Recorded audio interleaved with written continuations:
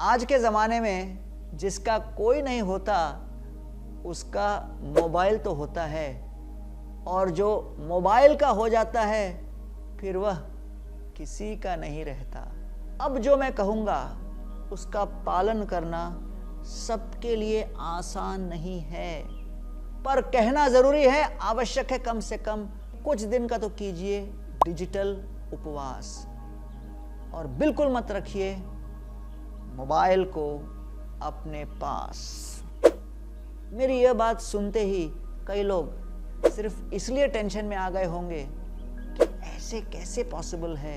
इस मोबाइल की दुनिया में लोग अक्सर ऐसे खो जाते हैं। मैंने देखा है कि वह मेट्रो ट्रेन में जा रहे होते हैं, मोबाइल में इतने मग्न हो जाते हैं कि उनका स्टेशन तक पीछे छूट जाता है।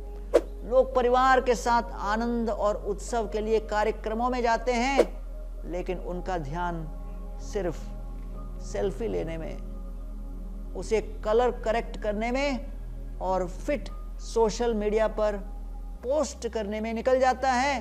सेल्फी का क्रेज तो इतना ज़्यादा हो चुका है कि रोज ही हम इसके कारण लोगों के मरने की खबर सुनते हैं।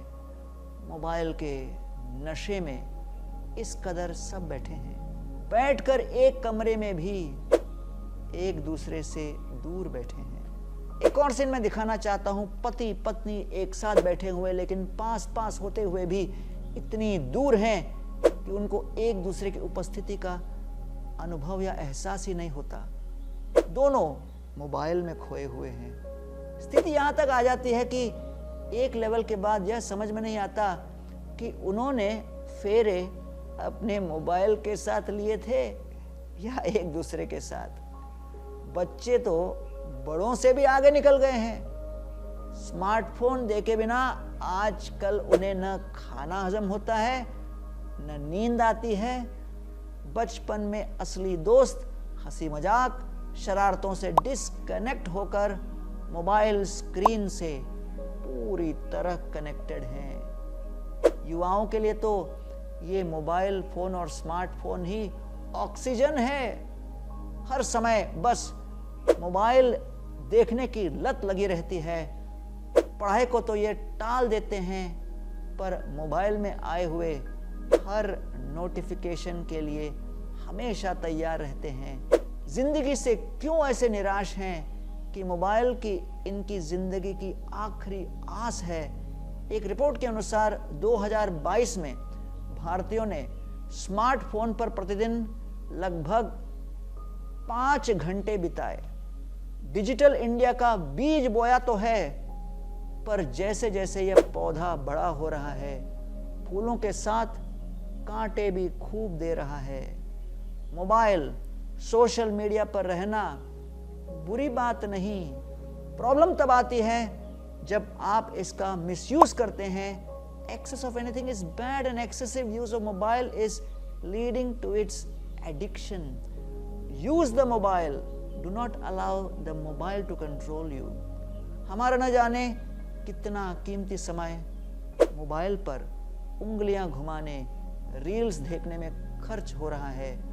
बच्चों को मोबाइल की बीमारी लग रही है। युवा बेरोजगार है, लेकिन उनका मोबाइल पर समय बिताना ही सबसे बड़ा रोजगार लगता है। स्वास्थ्य की दृष्टि से डिप्रेशन, एंजाइटी, नींद ना आना, न जाने कितनी बीमारियों के कारण यह मोबाइल है। मुझे याद है पिछले दिनों एक भाई साहब दूसरे भाई साहब से हंसी मजाक में कह रहे थे, तुम भी गर्दन उठाकर जी सकते हो दुनिया में, बस एक दिन मोबाइल घर पर ही भूल जाना। इसका एक ही तरीका है, डिजिटल डिस्टेंसिंग। देखिए, कोविड काल में सोशल डिस्टेंसिंग हम सब ने करी। अब समय आ गया है डिजिटल डिस्टेंसिंग का। ये मोबाइल बड़ा भूखा है, न जाने क्या क्या खा रहा है। पैसे से लेकर मन तक सब कुछ डिजिटल होता जा रहा है। मोबाइल को मत रखो इतने पास कि अकेलेपन का भी ना हो एहसास। जिंदगी क्या है, मोबाइल हटा कर देखो।